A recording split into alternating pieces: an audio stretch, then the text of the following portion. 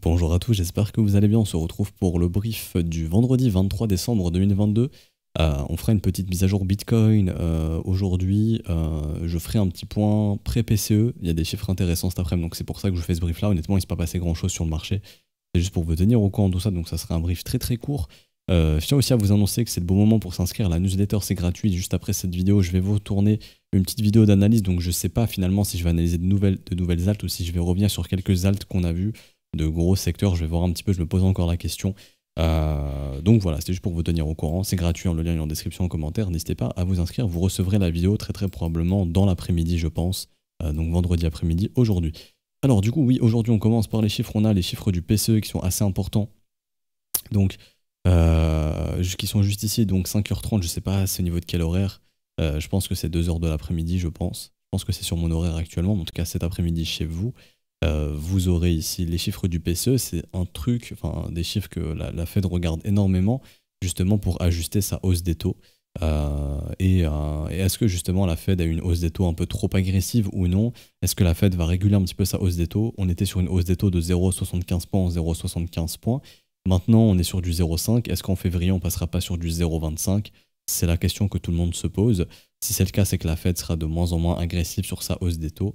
Vu qu'on a une inflation qui baisse, on a aussi des chiffres PCE qui semblent vouloir s'améliorer un petit peu. Par exemple, on a des chiffres à 6%, on a des chiffres attendus autour des 5,5. Si on est sous 5,5, ça va créer une petite surprise. Il faudra possiblement s'attendre à quelque chose de possiblement haussier. Ça voudrait dire que possiblement la Fed pourrait poursuivre son resserrement monétaire, mais de façon moins agressive, donc par exemple 0,25% de taux. Si aussi au cours des prochains mois, par exemple début janvier, le CPI continue de baisser, que les prochains chiffres PCE sont bons, pour février, on pourrait avoir peut-être une hausse des taux moins agressive, peut-être 0,25, 0,30, 0,40, mais pas du 0,5, donc continuer de baisser l'agressivité. Par contre, si on a des chiffres qui sont au-delà du forecast ou même au-dessus des chiffres précédents, c'est très catastrophique et ça voudrait dire que la Fed pourrait rester toujours très agressive et ça, le marché le pricera de façon bearish. Donc, sous 6%, ça peut être bullish, sous 5,5, c'est très bull. Au-dessus de 6, c'est catastrophique. Au-dessus de 5,5, ça reste à voir, mais ça serait au-delà, possiblement, des attentes. Et du coup, le marché nous dit quoi? Alors, en l'occurrence, ici, BTC, après on ira voir le S&P. Donc, très rapidement, Bitcoin. Donc, avant le PCE, donc hier, hier soir à 20h, on a eu un move qui est venu complètement nettoyer tous les creux ici. Ok, donc faut se dire que sous ces creux, bah, possiblement, il y a du volume que vous pouvez récupérer à l'achat. Ok, ce volume a été récupéré, donc action suspecte a été faite ici à la fin de la session US à peu près. Donc là, on avait une action suspecte ici, hein, on est venu bouffer les stops des vendeurs. Là, on a une action suspecte à nouveau, mais plutôt dans le sens des acheteurs. On est venu capturer tous ces creux. Et après une cassure de ce seuil, bah, en fait, on a une réintégration. Donc ici, on sait qu'il y a des gros possiblement qui sont positionnés ici. Donc cette zone de prix devient importante, la zone des 16 650, 16 550 environ. Et le niveau toujours à venir casser, hein, qui est possiblement important, qui pourrait être cassé du coup pendant le post-PCE ou autour du PCE si les chiffres sont bons, c'est ce niveau des 17 046 $. Ce qu'il faut bien prendre en compte, c'est qu'on a une zone assez importante au-dessus de notre tête. C'est cette zone ici que moi que j'ai dessinée entre 17 250 et 17 083. Ça veut dire que par exemple, si on vient ici et que post-PCE, ça commence à faiblir, on dessine ça. Derrière, ça peut être annonciateur d'un dip et d'un marché qui irait pousser possiblement plus bas. En revanche, si les chiffres sont bons, qu'on vient ici et que ça tient, là, on peut très bien s'attendre à un Bitcoin qui reviendrait vers les 17 006, voire qui irait peut-être pousser même un petit peu plus haut et on pourrait retourner dans le haut du range. Hein. Haut du range ici, bas du range ici, tout simplement. Je vais passer ça en vert puisque ça a été pris. Hop, peut-être celui-ci aussi. Non, pas encore. Ouais, pour Bitcoin, franchement, il n'y a pas grand chose d'autre à dire, sincèrement. Le graphe, si on se remet à dessiner des W ici, après avoir capturé beaucoup de ces creux, ça pourrait justement être annonciateur, comme je dis, d'un retest du haut du range, voire peut-être de venir dans cette zone à terme. Ça reste à voir, ça on en parlera en temps et en heure. Le marché option, lui, serait favorable justement, possiblement plutôt un Bitcoin entre 17 et 20 000 pour cette expiration de la semaine prochaine, donc de vendredi prochain, 30 décembre. Donc un Bitcoin qui serait entre 17 et 20 000 pour le 30 décembre. Donc, est-ce que c'est impossible un Bitcoin ici en fin de mois? Peut-être pas, mais on verra si c'est le cas ou non. En revanche, si les chiffres ne sont pas bons, à ce moment-là, merci, au revoir. Peut-être une petite mèche qui vient bouffer du stop et derrière quelque chose comme ça. En tout cas, vu que c'est un événement de liquidité, il est très probable que le marché revienne soit sous ce creux, ou soit sous les petits creux ici qui ont été créés. Donc par exemple, si les chiffres sont bons, qu'on fasse un truc comme ça. Par contre, si les chiffres sont pas bons, qu'on puisse faire une mèche, comme ça, réintégration. Et donc ça, c'est une bonne opportunité de vente, potentiellement. Si les chiffres sont pas bons et qu'on vient ici, c'est une bonne opportunité de vente. Si les chiffres sont bons et qu'on vient ici, entre 16 650 et 16 750, ça peut aussi être une opportunité pour rentrer, pour après plutôt un move qui irait dans l'autre sens. Pas grand chose d'autre à dire pour Bitcoin, juste niveau order flow, des choses intéressantes. Hier, il y a beaucoup de gens qui se sont jetés au niveau des contrats dérivés, donc là on voit de 15h, est-ce que je suis à la bonne horaire? Ouais. Environ de 16h jusqu'à 20h du soir hier, beaucoup d'ouverture de position, enfin d'open interest qui a explosé. Et donc les gens qui sont venus shorter ici sont coincés, donc là il faut se dire qu'il y a beaucoup de vendeurs qui sont coincés. Donc avantage aux acheteurs tant que le marché grosso modo va rester au-dessus de cette zone, parce que là il y a un paquet de vendeurs qui sont bloqués, on voit hein, sur la grosse bougie verte, bam, grosse chute d'open interest, donc il y a eu beaucoup de gens liquidés, mais il y a encore possiblement beaucoup de vendeurs qui sont bloqués ici, qui sont rentrés dans le short après la cassure de ce support, donc des gros justement qui ont pu se positionner à l'achat ici, donc c'est ce qui fait justement que cette zone est hyper importante, et là on voit quand même une accumulation, on va plutôt le noter ici, là ça se verra peut-être en 15 minutes, ouais. On va, donc là encore une fois, ça ne veut pas dire qu'on y viendra, mais pré-PCE, on voit quand même beaucoup de creux qui se sont accumulés ici. Il ne faudrait pas être étonné que Bitcoin, si les chiffres sont bons, ils viennent nous faire un petit nettoyage dans la zone d'imbalance juste ici, sous ces creux. Quelque chose comme ça. Ok, donc ce que je vous expliquais, hein, qui est que si les chiffres sont bons et qu'on vient ici, il faut s'attendre derrière possiblement un short squeeze peut-être. D'abord, on bouffe les longues et après, on va chercher du vendeur un petit peu plus haut.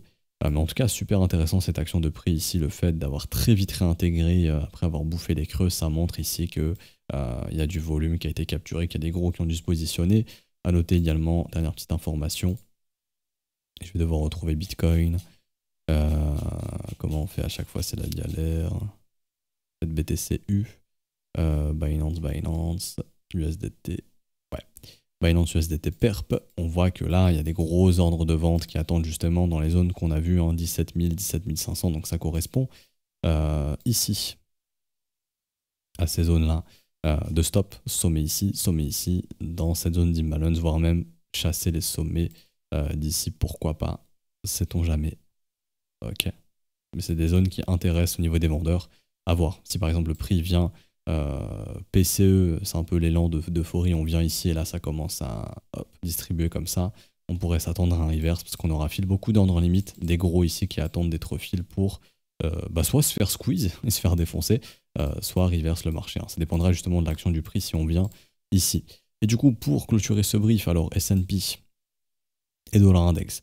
Donc, alors le dollar index pour l'instant qui donne pas de signal de reverse, ça pourra peut-être arriver la semaine prochaine. Si ça arrive, faudrait pas être étonné hein, si on voit des petits W ici se former, qu'on ait un rallye contre ce mouvement ici, pas un nouveau sommet mais un retracement, pour moi qui viendrait très possiblement, je pense sincèrement, je vais refoutre hop, mon FIB correctement, mais ça serait, moi je pense, au niveau de la zone des 107 points jusqu'à 109 points. Donc il faudrait s'attendre à un rallye du dollar index. Si c'est le cas, il y aura possiblement l'or qui va dégonfler un petit peu et les assets à risque qui vont aussi continuer d'aller au sud et un Bitcoin qui pourrait aller au sud. En revanche, s'il n'y a pas de structure ici, qu'on casse le plus bas qui a été fait ici à 102 points, la zone toujours d'intérêt se trouve pour moi entre 100 points à peu près, donc 99 points et 102 points, donc il faudrait s'attendre à un dollar index qui continue de dip dans ces zones de prix. Et ça, c'est ça peut pousser un peu les assets à risque et l'or également. Donc on verra si le dollar index peut donner un signal de retracement ici ou pas, ou s'il continue de s'enfoncer plus bas. Et pour revenir du coup sur le S&P, alors il y a eu un gros nettoyage avant le PCE justement de tous les creux ici. La question c'est est-ce que c'est comme Bitcoin où en fait on vient prendre les creux et du coup là c'est bon, on a nettoyé tous les acheteurs et on peut repartir dans l'autre sens. Là, de ce que nous dit le marché, techniquement, c'est que tout simplement, ça reste baissier, hein, faut pas se prendre la tête. En horaire, en tout cas, ça reste baissier. Et s'il n'y a pas de cassure ici des 3900 points, fort à parier que le S&P ira chercher sous les 3792 et qu'il enchaînera les plus bas. Et donc, un test de cette zone très importante des 3700 dont on parlait depuis quelques temps. On va voir ce que nous dit le marché option pour aujourd'hui, qui est toujours intéressant. Et on finira là-dessus. Donc, sur le S&P, le marché option... pour l'expiration du jour, qui est donc aujourd'hui, 23 décembre. Je vais faire un hard refresh pour m'assurer que les chiffres sont bien à jour. On va aller chercher les intérêts du côté des puts. Alors, gros intérêts autour de 380 points, 375, 376, 385. Donc pour faire simple, le marché aujourd'hui, si la smart money a vendu les puts, elle a tout intérêt à faire clôturer le marché au-dessus de 3800 points pour le S&P 500. Donc là, on est à 3850 ce matin sur le futur. Donc ce qui veut dire que la zone des 3800 points sera très probablement défendue aujourd'hui. Également aussi peut-être la zone des 3850 points, donc essayer de faire clôturer le prix au-dessus de ces zones, donc un petit peu plus haut pour aujourd'hui potentiellement. Ok, mais au moins le plancher pour aujourd'hui d'après le marché option, c'est les 3800, c'est-à-dire qu'on ne devrait pas retourner sous 3008 parce que c'est l'expiration aujourd'hui et qu'on a beaucoup de gens qui ont acheté des puts. Et il faut savoir que c'est généralement la smart money qui va vendre les puts. Ok, et du coup, elle va essayer de faire clôturer le prix au-dessus des puts qu'elle a vendus. Pas grand chose d'autre à dire, donc on s'arrête ici pour aujourd'hui. J'espère que ça vous aura plu. Si c'est le cas, n'hésitez pas à laisser un petit pouce bleu, vous abonner si ce n'est pas déjà fait, à nous rejoindre sur Discord, c'est gratuit, il y a du contenu gratuit. Je vous invite à nous rejoindre, le lien il est en description en commentaire. Si vous souhaitez rejoindre l'école, c'est un bon moment de le faire via les modalités crypto, donc tout ce qui est paiement BNB, Ethereum, USDT, USDC et BUSD. Donc vous avez les adresses ici, les montants ici. Une fois que le transfert est fait, vous avez juste envoyé le TXID au professeur, on est juste ici, donc clic droit, envoyer un message. Vous envoyez le TXID, on le valide et on vous met votre rôle élève et vous avez votre rôle élève et vous avez accès au contenu. Également, je vais aller tourner la vidéo de la newsletter là de suite, donc pour ceux qui sont inscrits, ça sortira du coup là dans les prochaines heures, cet après-midi pour vous.